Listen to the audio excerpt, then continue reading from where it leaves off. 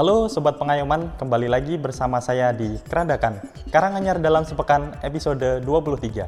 Dalam rangka meningkatkan kompetensi dan pemahaman mengenai manajemen kehumasan, tim kehumasan Lapas Khusus Kelas 2A Karanganyar mengikuti sosialisasi keputusan Menteri Hukum dan Hak Asasi Manusia tentang manajemen kehumasan. Sosialisasi ini bertujuan untuk memberikan pemahaman yang komprehensif mengenai pedoman baru yang telah ditetapkan oleh Menteri Hukum dan HAM terkait manajemen kehumasan. Ruang lingkup manajemen kehumasan sendiri terdiri dari manajemen pemberitaan, manajemen iklan, manajemen pemantauan media, dan yang terakhir yakni manajemen komunikasi kritis. Sebanyak 334 taruna Reda Politeknik Ilmu Pemasyarakatan Angkatan 55 tiba di Pulau Nusa Kambangan untuk melaksanakan kegiatan magang, penelitian, dan pengabdian kepada masyarakat yang merupakan bentuk implementasi Tridharma Perguruan Tinggi dan Satria Sancaya Karya Dika. Kegiatan dibuka dengan long march dari Dermaga Sodong menuju Wisma Sari Nusa Kambangan, didampingi panitia kegiatan dari perwakilan setiap UPT Nusa Kambangan.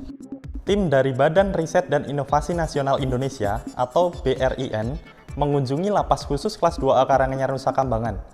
Mereka melakukan penyusunan naskah kajian kebijakan mengenai deradikalisasi dan napiter di Indonesia dengan bertemu pamong napiter dan napiter sendiri untuk merumuskan naskah kebijakan deradikalisasi. Kunjungan tersebut melibatkan 9 orang dari BRIN dan dikoordinir oleh Arif Rianto Kurniawan sebagai koordinator peneliti BRIN di Lapas Karanganyar. Disambut baik oleh pihak Lapas Karanganyar yang didampingi oleh Kasih Binadik. Kegiatan penelitian difokuskan pada sesi tanya-jawab mengenai pendapat dan dampak pembinaan deradikalisasi di Lapas Khusus Kelas 2A Karanganyar Nusa Kambangan. Lapas Khusus Kelas 2A Karanganyar Nusa Kambangan menjadi tuan rumah pada kegiatan pembukaan magang dan Satria Sancaya Karya Dika Taruna Poltekip Angkatan 55 tahun 2024 di Nusa Kambangan.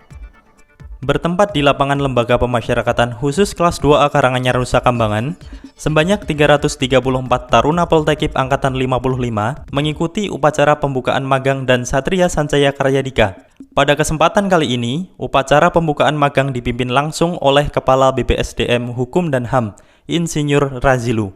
Satria Sancaya Karya Dika merupakan upaya meningkatkan kompetensi dan kapasitas SDM dengan mempersiapkan alumni Politeknik Ilmu Pemasyarakatan yang siap bekerja di unit pelaksana teknis di seluruh Indonesia. Pembukaan kegiatan ditandai dengan penandatanganan berita acara, penyerahan Politeknik Ilmu Pemasyarakatan Angkatan 55, dan penyerahan panji-panji kehormatan dari Kepala BPSDM kepada Kepala Kantor Wilayah Kementerian Hukum dan HAM Jawa Tengah, yang diwakili oleh Kepala Divisi Pemasyarakatan Kementerian Hukum dan HAM Jawa Tengah, Kadiono, serta penyematan badge kepada perwakilan peserta.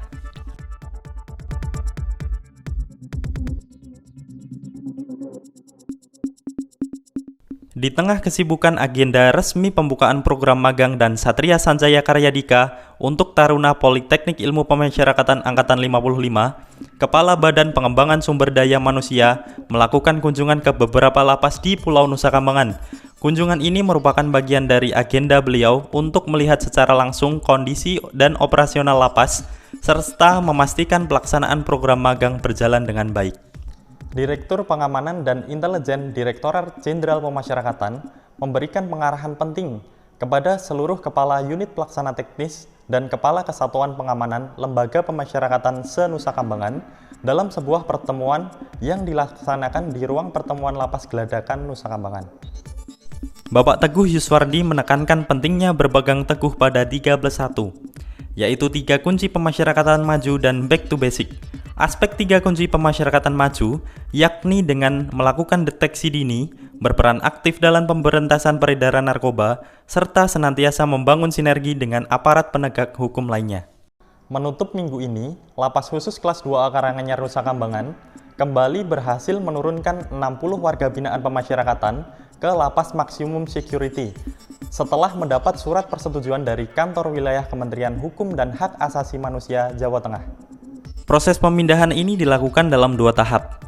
Pada tahap pertama, sebanyak 42 narapidana dipindahkan ke lapas narkotika untuk mendapatkan pembinaan lebih lanjut. Selanjutnya pada tahap kedua, sebanyak 18 narapidana dipindahkan ke lapas besi. Proses pemindahan 60 warga binaan ini telah melalui serangkaian tahapan yang panjang dan teliti, mulai dari proses penerimaan, tahapan litmas awal, pembinaan kepribadian, litmas selanjutan, hingga asesmen dari tim wali pas, pendamping wali, dan asesor wali. Dengan pemindahan ini, diharapkan para narapidana dapat menjalani pembinaan dengan lebih baik dan mempersiapkan diri untuk kembali ke masyarakat dengan bekal yang lebih positif.